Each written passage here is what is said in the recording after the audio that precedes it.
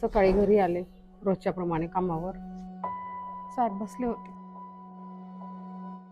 अनुताईला आवाज दिला, ते काही बोलत होतं. मग मी सिक्युरिटी वाढले तिकडे गेले आणि त्यांना सांगितलं. परत चौकशीसाठी बोलवेन, त्यावेळी तुम्हाला यावं लागेल.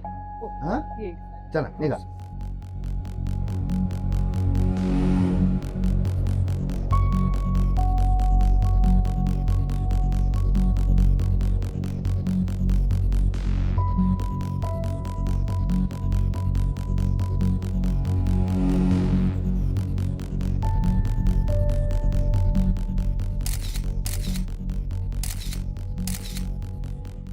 आपण आता आलो आहोत रवी किरण सोसायटीमध्ये, जिथे हा धक्कादायक प्रकार घडला.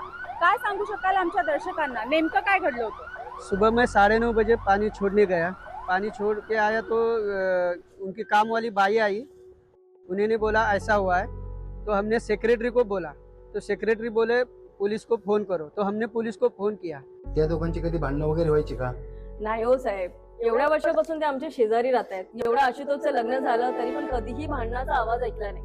आणि बघा ना, हे अचानक असं काय झालं, आमचा तर विश्वासच बसत नाही. हो बरं ठीक आहे. आता आपल्या सोबत आहेत रवी किरण सोसायटीचे सेक्रेटरी.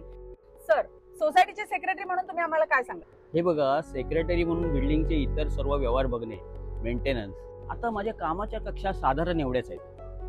आमच्या सोसायटीमध्ये असं काही घडणं म्हणजे आमच्यासाठी धक्कादायक आहे. मी रिपोर्टर नेहा पनवेलकर, कॅमेरामन निलेश खैर सोबत. जय हिंद सर.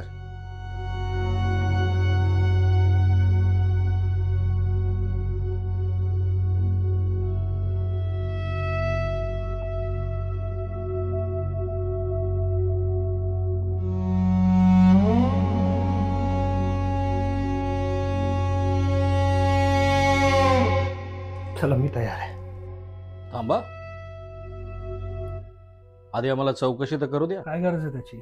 सांगितलं ना तुम्हाला, मीच मारलंय माझ्या बहिणीला. तोंडावर उशी ठेवून मीच मारलंय. ते आम्ही ठरवू, तुम्ही मारलेत का अजून दुसऱ्या कोणी ते. सध्या आम्हाला फक्त चौकशी करू द्या आणि त्यासाठी चला.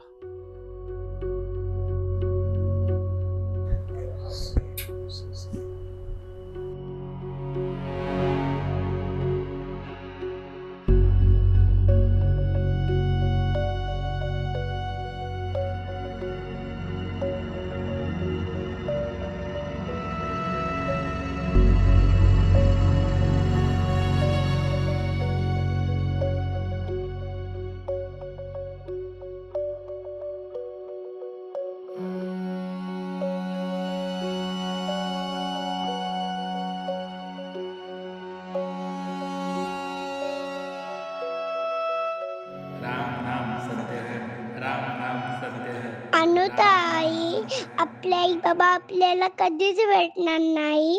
नाही आशू, कधीच नाही भेटणार. मग आपले आई बाबा कोण असणार? मी. ताई ताई ताई, पास झालो. अरे वा, चल आधी देवाच्या पाया पडू.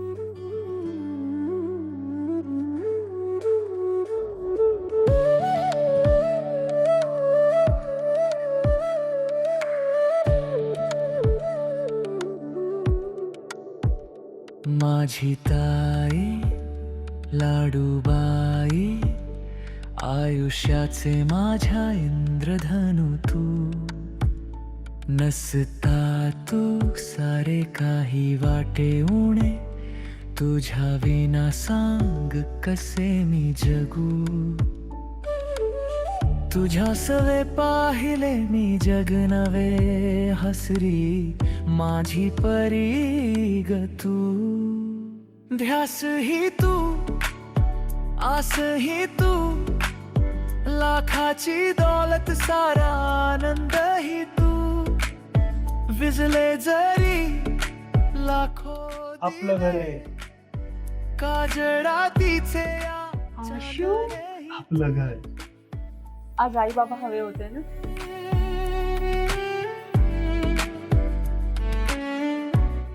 तू आहेस,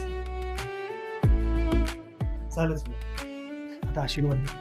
सुखी राहा रे बाळा.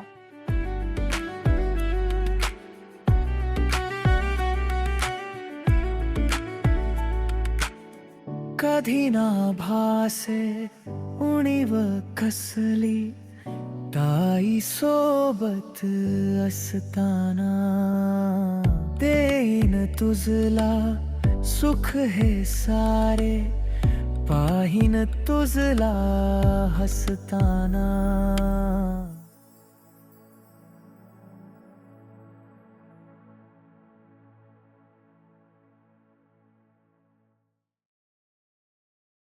मला वाटतं माझ्या सगळ्या प्रश्नांची उत्तरं मला इथेच मिळणार आहेत. त्यामुळे आपण इथेच बोलूया.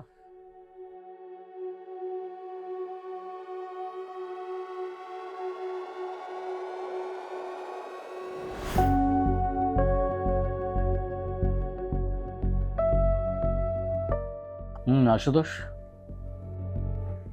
बोला आता, काय म्हणणं? काय म्हणणं असणार आहे? आणि तुम्हाला किती वेळा मी तेच तेच तेच सांगायचं आहे? सांगितलं ना मी तुम्हाला, मी मारलंय अनुताईला. बर, तुम्ही म्हणताय तुम्ही मारलंय, पण आम्हाला मिळालेल्या माहितीनुसार तुमच्या बहिणीला कुठला तरी असाध्य रोग होता. त्याच्यामुळे ती काही महिन्यातच हे जग सोडून जाणार होती, आणि तरी तुम्ही म्हणताय की तुम्ही मारलात तिला. तेच होतं की तिने तिची अशी ही परिस्थिती मला कधीच कळू दिली नाही, आणि त्याच रागात मी अनुताईला मारलं. आता मिळालं तुम्हाला तुमचं उत्तर? मिळालं, पण खरं उत्तर नाही मिळालं. मला तुमच्याकडनं खरं उत्तर हवंय आशुतोष. द्याल तुम्ही मला शिक्षा? तुम्हाला शिक्षा द्यायची की नाही हे नंतर ठरवू. हे बघा Ashutosh, please cooperate with us. अहो कोऑपरेट करा म्हणजे अजून काय करू मी? अहो मी सांगतोय ना तुम्हाला, स्वार्थी होती ती, स्वार्थी होती. नाही, मला कळलं नाही काय म्हणायचंय तुम्हाला नक्की. तिने कायम स्वतःच्या आनंदासाठी मला खुश ठेवलं. आई बाबा गेल्यानंतर अनुताईनेच मला सांभाळलं. माझं सगळं शिक्षण तिनेच पूर्ण केलंय. माझ्या प्रत्येक बिझनेसमध्ये तिने मला मदत केली. आणि मला माहिती आहे ती अदन कुठेतरी जायची. मी तिला कधी विचारलं नाही किंवा अडवलं नाही, पण माझी कधी हिंमतच झाली नाही. मला वाटलं तिला बाहेर कोणीतरी आवडायचं. अस्वस्थ झालो होतो मी. शेवटी मी तिला विचारायचं ठरवलं, आणि मी विचारलं तिला की असं किती दिवस एकटं राहणार आहेस? उलट मलाच विचारायला लागली की प्रेमात पडलायस का? लग्न करायचा विचार आहे का? भावजय आणणार आहेस का माझ्यासाठी? मला विचारायला की अनुताई सारखं प्रेम करणारं अजून कोण असू शकतं?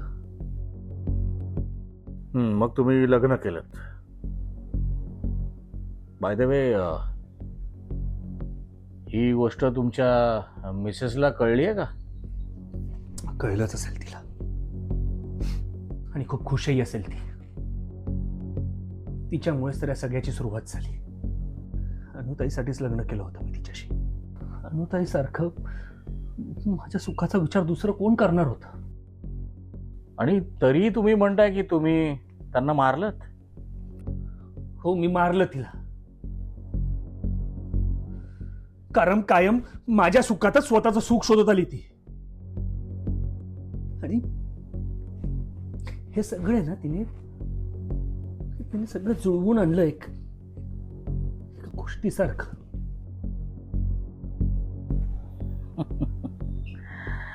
आशुतोष, तुम्ही आत्ता जे काही सांगताय ना, हे सुद्धा मला एखाद्या गोष्टीसारखंच वाटतंय. काय म्हणायचंय तुम्हाला? मी तुम्हाला गोष्ट सांगतोय. हे इथे जे काय घडलंय ही सगळं तुम्हाला गोष्ट वाटते. काय गरज होती हो मला करायची? सांग ना, काय गरज होती? मग त्यांना तरी काय गरज होती हे सगळं करण्याची? कारण तिला सुटका करून घ्यायची होती. तिला सुटका करून घ्यायची होती माझ्यापासून,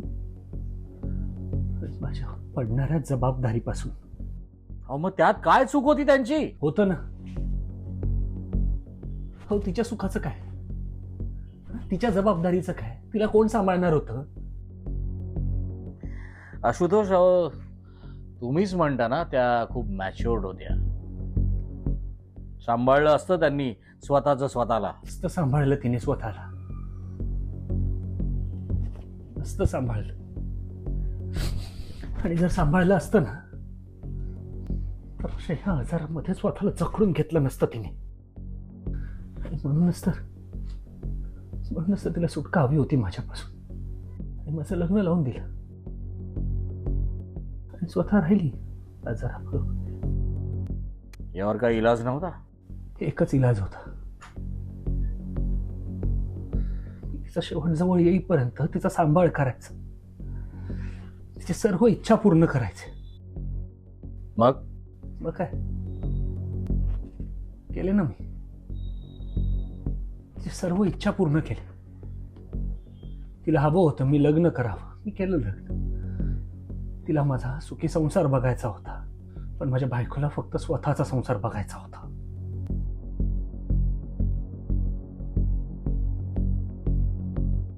पण आम्हाला मिळालेल्या माहितीनुसार तुम्ही काही महिने तुमच्या बायको बरोबर वेगळे राहायला गेला होता. हो, आणि तेही अनुताईच्या सांगण्यावरूनच, तिच्या आनंदासाठी. पण तिथे चुकलं सगळं.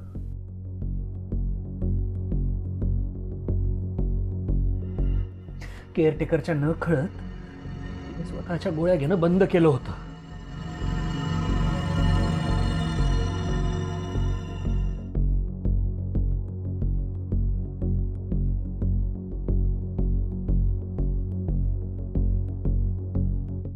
What's the condition, doctor? Ashutosh, this is very dangerous. You know it is a case of idiopathic pulmonary fibrosis. You have to take care. Sorry to say, but it is an attempt of suicide. What? ख्याल रखो.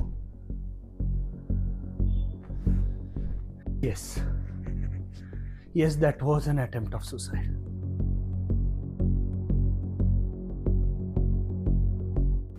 म्हणून मग मी परत येण्याचा निर्णय घेतला. वाटलो गेलो होतो मी. बिझनेस, अनुताई आणि वेळ मिळाला तर बायको, आणि त्यातही जास्त हिस्सा अनुताईला दिला.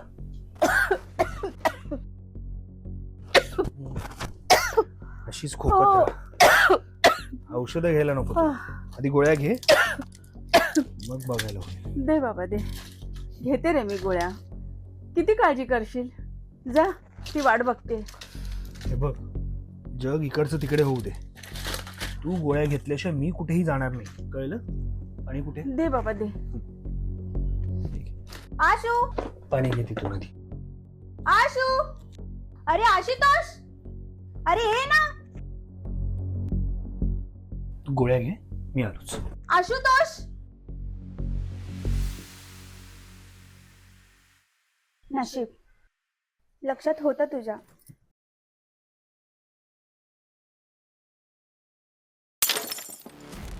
ताई, ताई ताई ताई.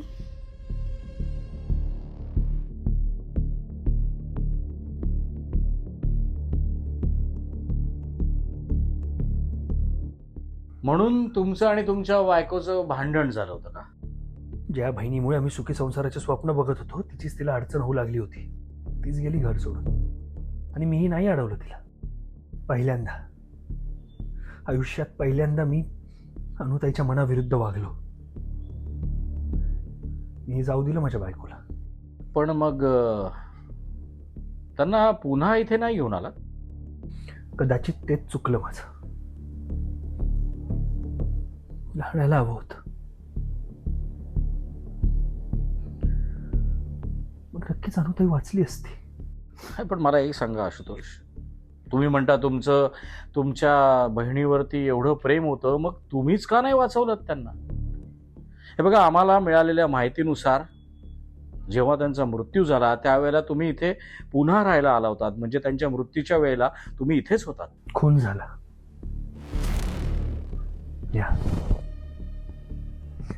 या हाताने खून केलाय मी तिचा. ठीक आहे, चला मान्य, तुम्ही मारलं तुमच्या बहिणीला. मोटिव्ह, खुनामागचं कारण काय आहे? तिला दिलेल्या वचनामुळे.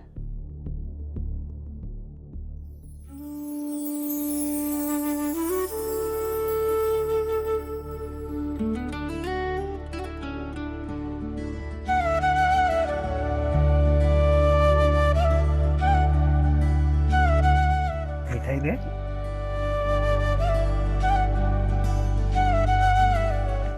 तू थोडीच का दळी. तू आजपर्यंत माझ्याकडे काहीच मागितलं नाहीस. मग सांग तुला काय पाहिजे. मागेन ते देशी. नक्की दे. मागून तर बघ. हसलो रडलो सोबत घडलो बंद रेशमी जपाताना. सोबत हसू सोबत लढू साथ वापरी हे नाते आपले जपू. सोबत हसू सोबत लढू साथ वापरी हे नाते आपले जपू. किती दिवसांनी तुला असं आनंदी बघतोय मी. मला आनंदात बघून तुला आनंद नाही होते? का नाही होणार, होतोय ना. आणि मला तर वाटतं ना, तू असं आयुष्यभर आनंदी राहावं. एका भाऊ बहिणीला अजून काय पाहिजे. झालं तर मग. खरं. आजचा दिवस माझ्यासाठी खूप स्पेशल आहे. थँक्यू. अंथरुणात हळूहळू जीर्ण होणारं तिचं शरीर तिला नकोसं झालं होतं. शेवटी दिलं तिला जे हवं होतं ते. काय? इच्छा मरण. व्हॉट? तिला होणाऱ्या सगळ्या त्रासातून मुक्त व्हायचं होतं. केलं मी तिला.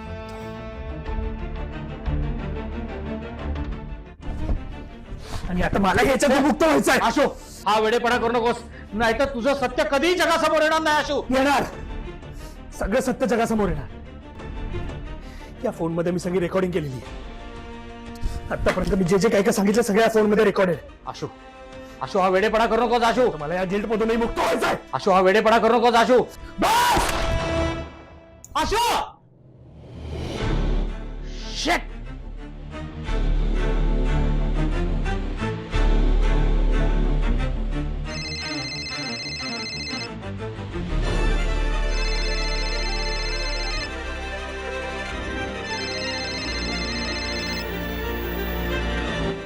हॅलो. हॅलो, इन्स्पेक्टर, फॉरेन्सिक लॅबमधून बोलतोय. Yes, Anuradha murder case. Reason of death heart attack आहे. व्हॉट? तो मर्डर नाही. Hello hello hello.